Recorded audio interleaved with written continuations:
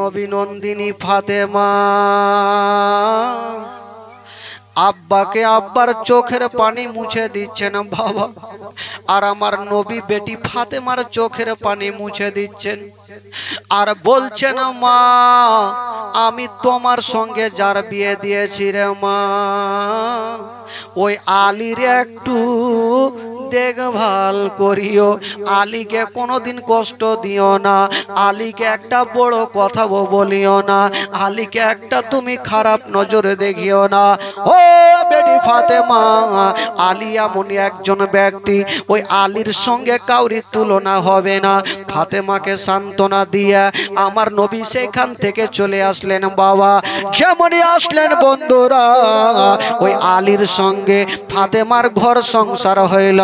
যেমনই ঘর সংসার হইল গো বাবা গো, তিনটা হইল বেটা আর তিনটা হলো বেটি।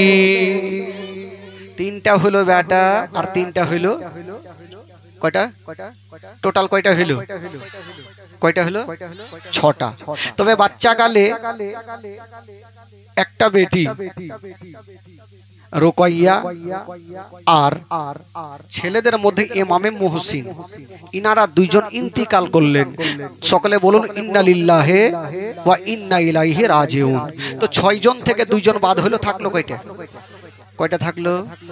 এই 4 জনকে নিয়ে ইমাম হাসান হোসেনের জীবনী শুরু হচ্ছে ভাই।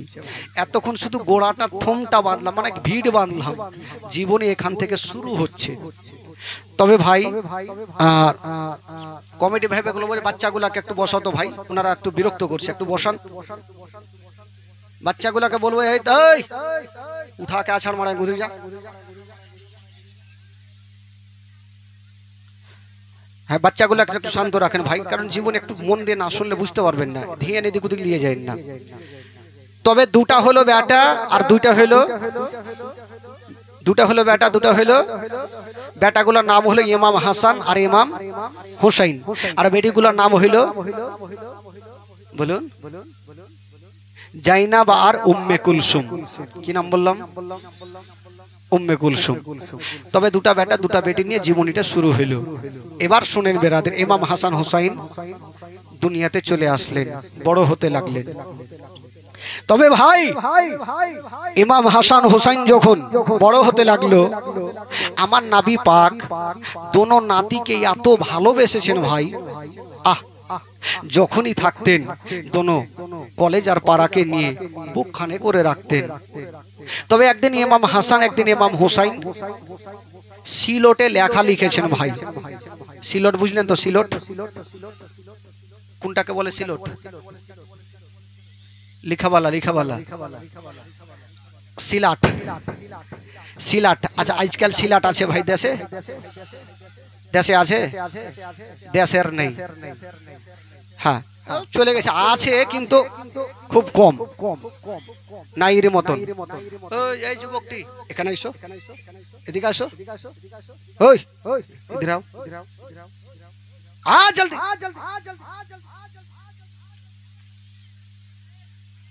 নিচে নামো না হো, এদিকে নাম যাও না হো। এত সুন্দর করে প্যান্ডেল সাজা আছে, তাও বাহিরে বসে আছে, ওর মতো হ্যাঁকড়াকে হুয়া আছে। হ্যাঁ, এত সুন্দর আমার মা বোনেরা প্যান্ডেল সাজিয়েছে, দেখেন তো। মহিলা কমিটি আছে নাকি শুনলাম, নাকি ওরাই নাকি?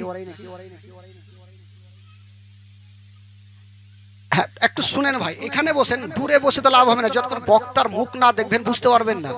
তাহলে মুখ যদি না দেখতেন তাহলে বাড়িতে থেকে শুনেই ভালো ছিল, মাইকে আওয়াজ তো যাচ্ছে।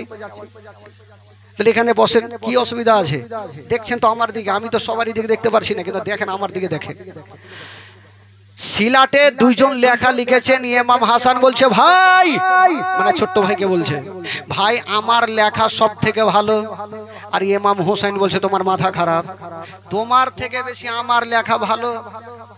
তো দুটা ভাই ঝামেলা সৃষ্টি করলো। ইমাম হাসান বলল দেখো ভাই, यार বিচার চলো মার কাছে নিয়ে যাব, মা যেটা ভালো বলবে সেটাই হবে ভালো। জোরে বলুন সুবহানাল্লাহ।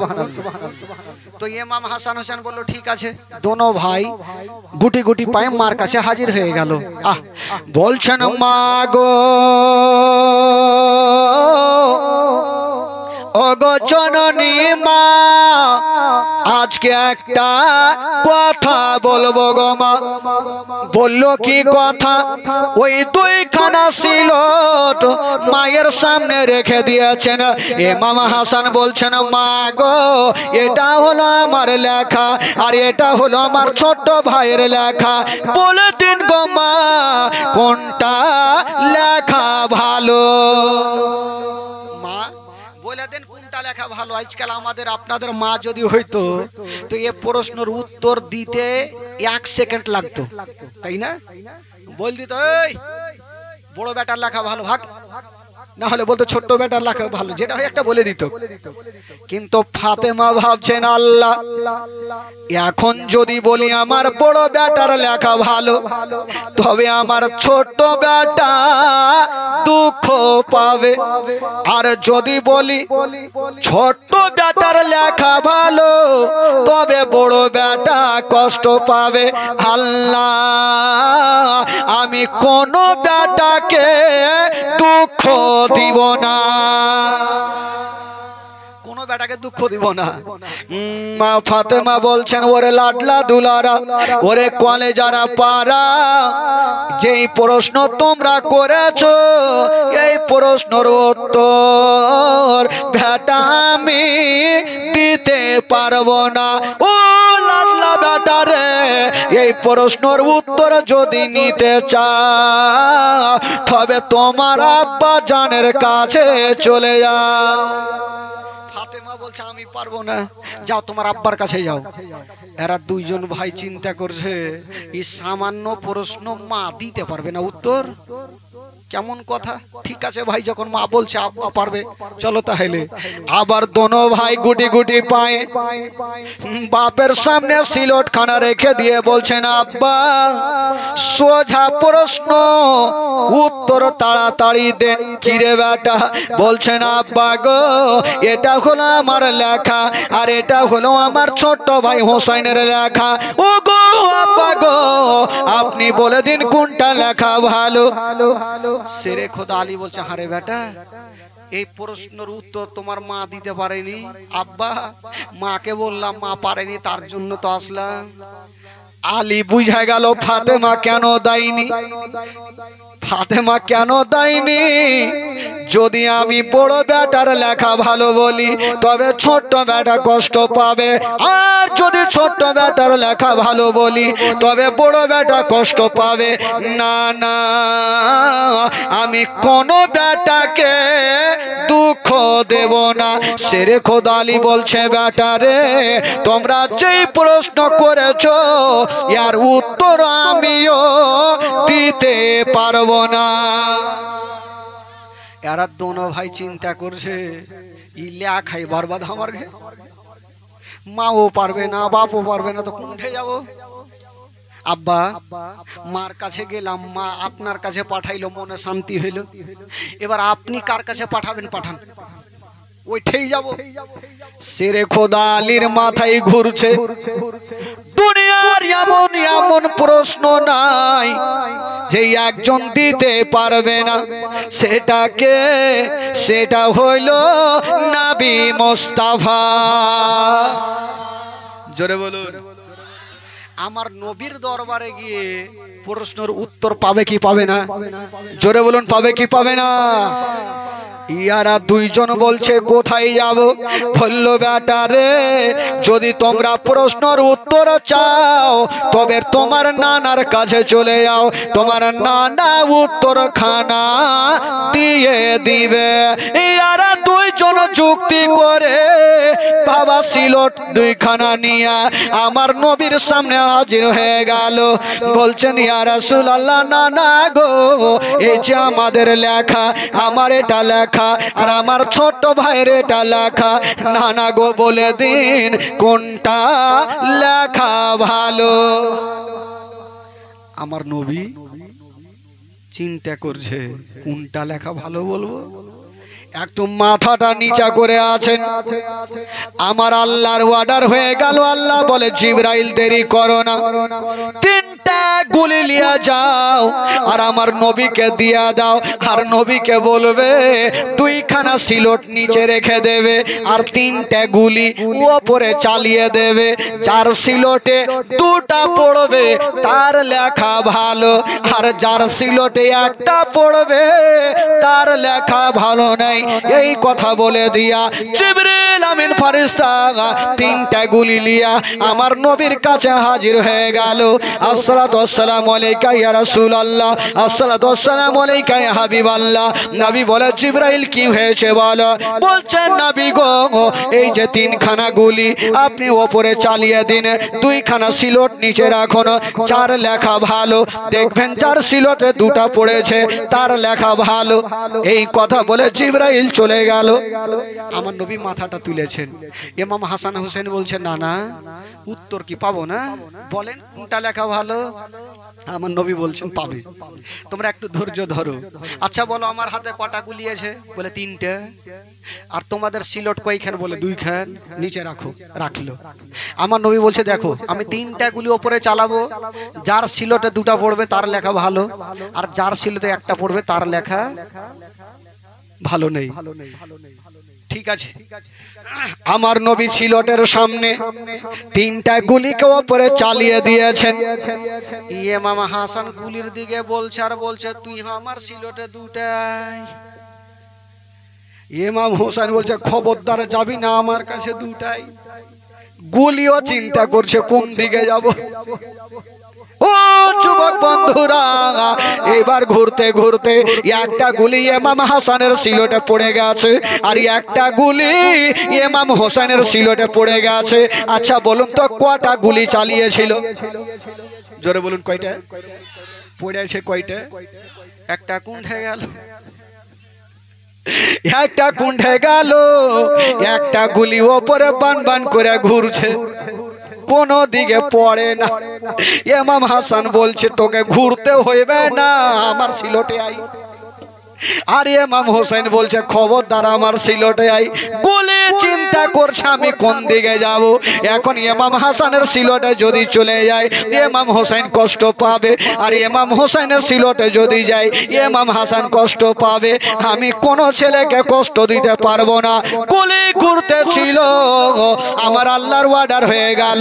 আল্লাহ বলে জিবরাইল দেরি করো না, তাড়াতাড়ি করে যাও। আমার নবী কি বলে, যেই গুলিটা ঘুরতেছে ওই গুলিটাকে তুমি দুই খণ্ড করে দাও, অর্ধেকটা ইমাম হাসানের সিলটে দিয়ে দাও, অর্ধেকটা ইমাম হোসেনের সিলটে দিয়ে দাও। ও যুবকেরা, জিবরিল আমিন ফেরেশতা সা করে হাজির হয়ে গেল। যেই গুলিটা ঘুরতেছিল দুই খণ্ড করে দিয়েছেন বাবা, অর্ধেকটা ইমাম হাসানের সিলটে আর অর্ধেকটা ইমাম হোসেনের সিলটে, দেড়খানা করে গুলি পেয়ে গেছে। আমার নবী বলছেন ওরে আমার নাতিরা, তোমাদেরকে বলে দি, জানিয়ে দি, তোমাদের দুইজনেরই একই সমান লেখা। তোমাদের দুইজনেরই লেখা একই সমান, দুইজনেরই ভালো। বাবা গো, কোনো ছেলে কষ্ট পেল না, কোনো ছেলে দুঃখ পেল না। তবে বেরাদার বন্ধুরা, ইমাম হাসান হোসেন হচ্ছে না জান্নাতি নওজওয়ানদের সরদার। ইমাম হাসান হোসেন জান্নাতি নওজওয়ানদের সরদার। বাবা গো, কোনো ছেলে দুঃখ পেল না, থাকতে লাগলো। দিন যায় সময় কাটে, দিন যায় সময় কাটে। একদিন তবে একটা কথা বলি, এই যে শেরে খোদা আলী, একটু ভালোবাসার দিকে নিয়ে যাই। শেরে খোদা আলী বিবি ফাতেমাকে এত ভালোবেসেছেন, কোনদিন একটা বড় কথা পর্যন্ত বলতেন না। আর ফাতেমা তু যাহারা স্বামীকে এত ভালোবেসেছেন, ফাতেমাও কোনোদিন স্বামীকে একটা বড় কথা বলতেন না। আচ্ছা বলুন তো, এখানে যতজন বসে আছেন যারা যারা নিজের বিবিকে কখনো মারেননি, একটু হাত তুলে দেখান তো।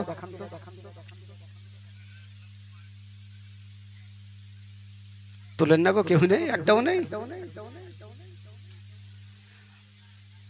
তুলেনি মানে সবাই মাইরেছে।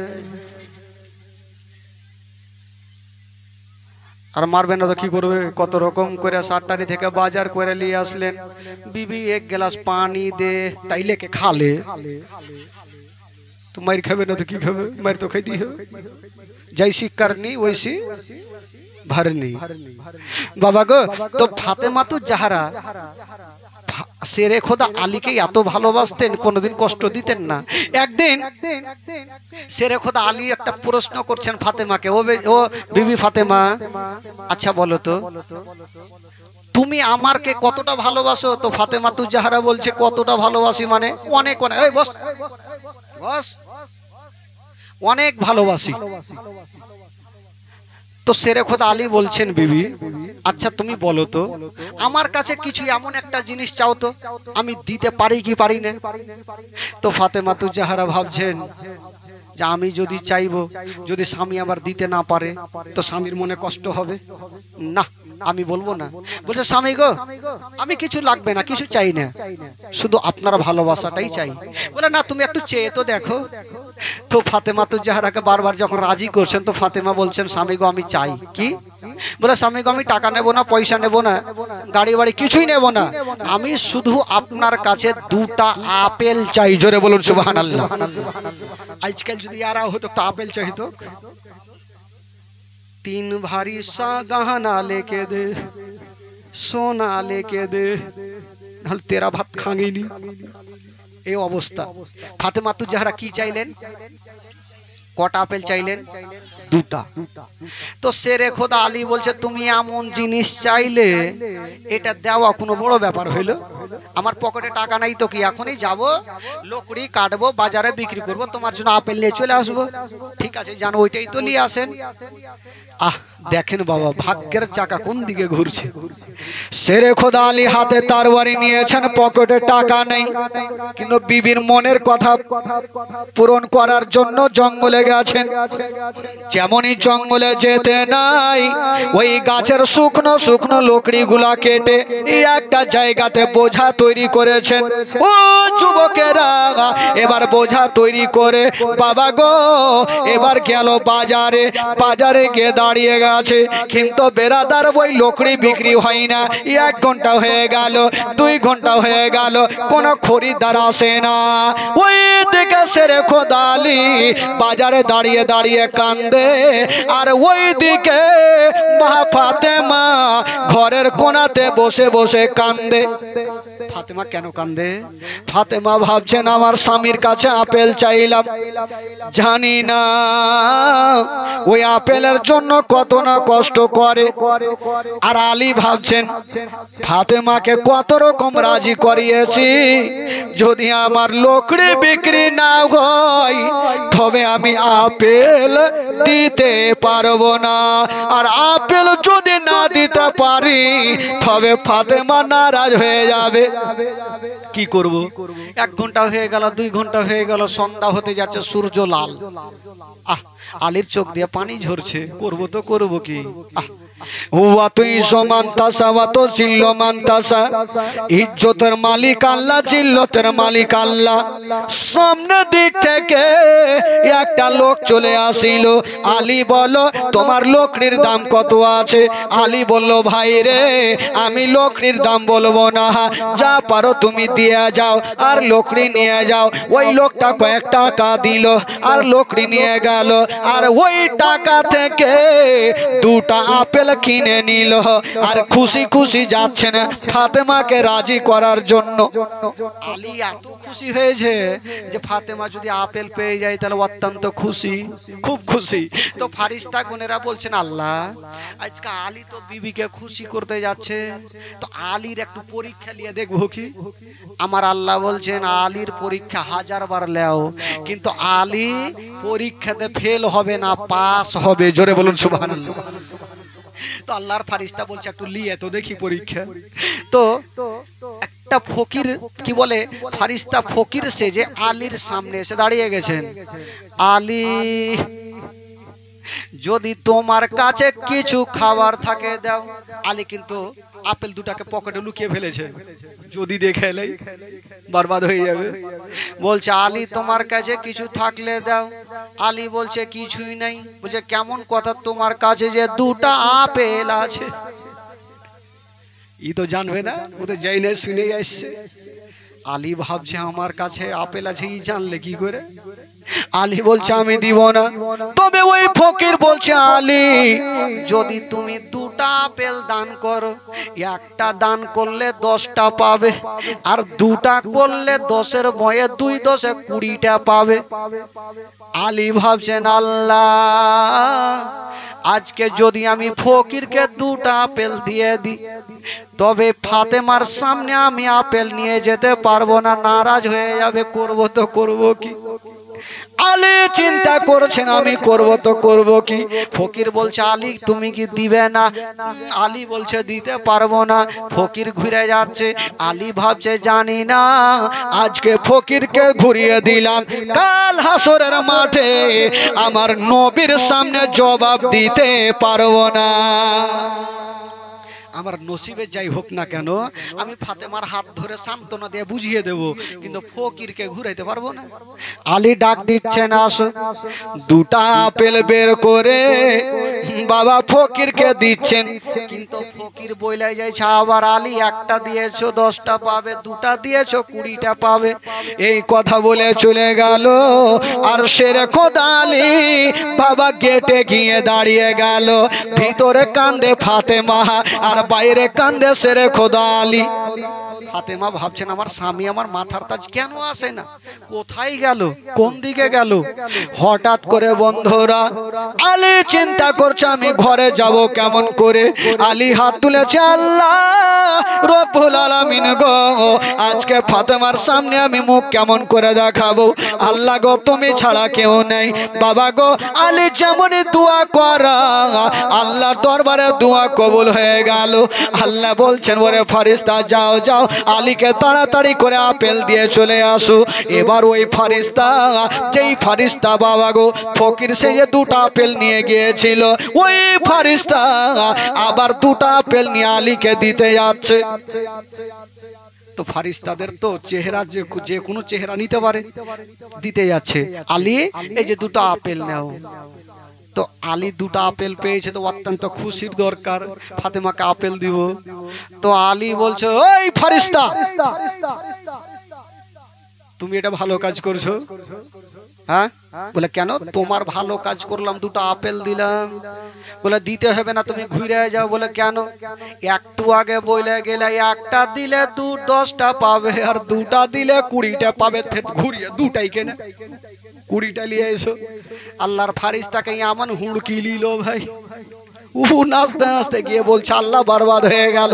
যাকে আমি দিতে গেলাম আপেল, ওই তো আমাকে হুড়কি লিয়েছে। আমার আল্লাহ বলছে ভাগ্য ভালো হুড়কি লিয়েছে, তোকে মারেনি। বলে কেন? বলে আমি জানি আমার আলী জান প্রাণ থেকে বেশি ইসলামকে ভালোবাসে।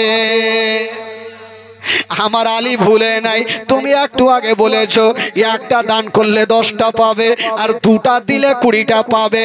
তোমাকে দুটা দিয়েছে, তুমি কেন দুটা ঘুরিয়ে দিতে গেছো? 20টা কেন নিয়ে যাওনি? এই জন্য হুড়কি দিয়েছে, ভাগ্য ভালো মারেনি। তাড়াতাড়ি করে 20টা নিয়ে যাও। বাবা গো, এবার 20টা আপেল নিয়ে গেল, আলীকে দিল। ওই শেরে খোদা আলী 20টা আপেল নিয়ে ফাতেমার সামনে হাজির হয়ে গেল। ও বিবি ফাতেমা, এই যে আপেল নিয়ে চলে আসিলাম। বাবা গো, সমস্ত ঘটনা বললেন। সঙ্গে সঙ্গে শুকরানা 2 রাকাত নামাজ আদায় করলেন। আর ওই আপেল দিয়া ফাতেমা আর শেরে খোদা আলী, ইমাম হাসান হোসেন ওই জান্নাতি আপেল ফলগুলা খেলেন। তবে বেরাদার বন্ধুগণ বাবারা, ফাতেমা তু জাহরা আল্লাহর দরবারে যে দোয়াটা করে দেয় বাবা কারেন্টের মতো কবুল হয়ে যায়। শেরে খোদা আলী যে দোয়াটা করে দেয়, কারেন্টের মতো কবুল হয়ে যায়। ও বেরাদার বন্ধুগণ বাবা, তবে ফাতেমাতুজ জাহরা স্বামীকে এত ভালোবেসেছেন বাবা। শেরে খোদা আলী বলতেন, ও ফাতেমা তুমি এত আমাকে ভালোবেসেছো, তবে স্বামীর হকটা তুমি আদায় করে নিচ্ছ। তবে ফাতেমা বলছেন, স্বামী গো, এমন ভাবে কথা বলতেন বাবা, শেরে খোদা আলী যেই কথা বলতেন তার থেকে আস্তে আওয়াজে কথা বলতেন, আস্তে আওয়াজে কথা বলতেন। আর আজকাল আপনি বিবিকে যদি জোরে বলেন তো তার থেকে 2 ইঞ্চি চওড়া ব্যাটারি ওয়ারি বাড়ে, ও আরো জোরে 2 ইঞ্চি বলবে। তো বাবা গো, স্বামী স্ত্রীতে মহব্বত করলে আমার আল্লাহর আরশ পর্যন্ত খুশি হয়ে যায়। জোরে বলুন সুবহানাল্লাহ। বেরাদরান ইসলাম, মারপিট করবেন না ভাই, মন থেকে প্রাণ থেকে স্বামী স্ত্রী মিলেমিশে চলবেন। একবার জোরে সোরে দরুদ পাক পড়ুন, আল্লাহুম্মা সাল্লি আলা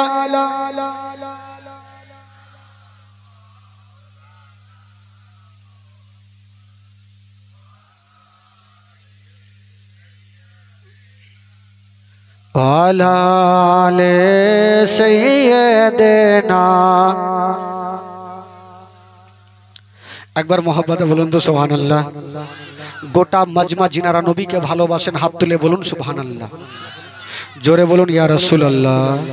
নারায়ে তাকবীর, নারায়ে রিসালাত, নারে হায়দারি, মাসলাকে আলা হযরত। আচ্ছা, আপনাদের ঘুম লাগছে নাকি? হ্যাঁ, ঘুম লাগে? হ্যাঁ, আগে জাগে জাগে ঘুম লাগছে, একটু হাত তুলে দেখান তো। বাপরে, সব উঠার লেগে তৈরি হয়ে গেছে। ঘুম তো লাগবে না ভাই, আজকে এমনিতে রাত বেশি হয়ে গেছে, এতক্ষণ বাড়িতে চলে যাওয়া দরকার ছিল। তো যাকে বন্ধুগণ বাবাজি, আরো আধা ঘন্টা বলতে হবে না, 12:30 2.5 ঘন্টা বলতেই হবে, 2 ঘন্টা আজকে। তবে বন্ধুগণ, শেরে খোদা আলী রাদিয়াল্লাহু তাআলা আনহু ফাতেমাকে ভালোবেসেছেন, পরিচয় দিচ্ছেন ভাই। তবে একটা ঘটনা শুনেন, ঈমান তাজা হয়ে যাবে। একদিন মা ফাতেমাতুজ জাহরা দোনো লাডলা দুলারাকে ইমাম হাসান হোসেনকে পার্শ্বে ডেকেছেন। আচ্ছা, এমন কোন লোক আছে গো যে মুহররমের টাইমে লাঠি খেলে না ভাই? কোনটা লোক লাঠি খেলে না আর কোনটা লোক খেলে? আচ্ছা, যারা খেলে, লাঠি খেলে, একটু হাত তুলে দেখান তো যারা খেলে।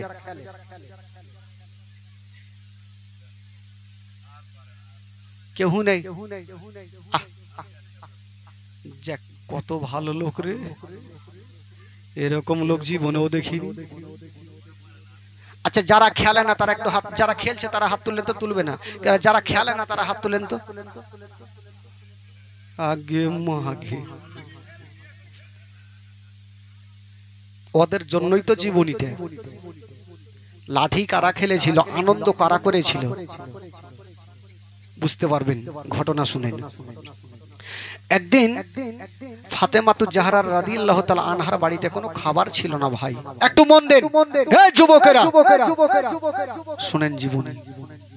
ফাতেমাতুজ জাহরার বাড়িতে কোনো খাবার নেই। মা ফাতেমাতুজ জাহরা চিন্তা করছেন, আল্লাহ, আমার বাড়িতে খাবার নেই, তো দিনটা এমনিতে কেন নষ্ট করব?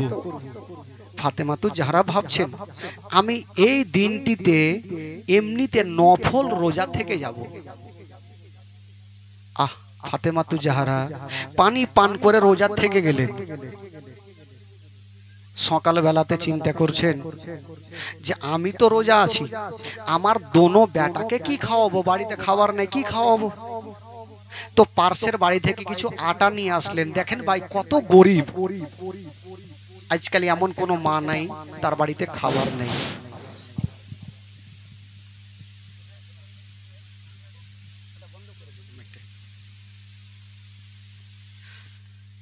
এমন কোন লোক নেই যে তার বাড়িতে খাবার নেই। মা, একটু শুনেন মা।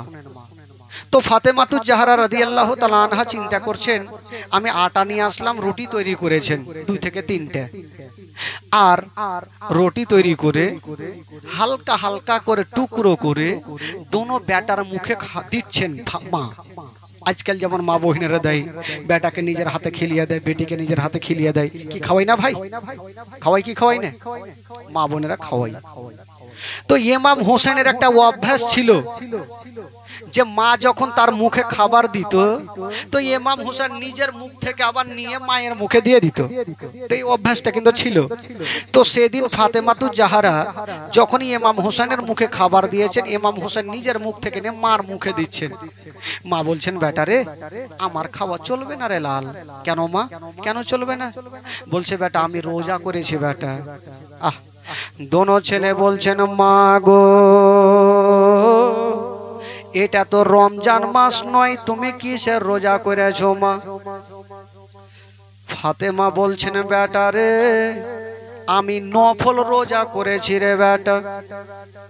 দোনো ছেলেকে বলছে, বেটা তোমরা খেয়ে নাও। ইমাম হাসান হোসেন বলছেন, মা গো তুমি রোজা থেকেছো মা, কিন্তু আমাদের কেন জাগাওনি মা? আমরাও রোজা করতাম।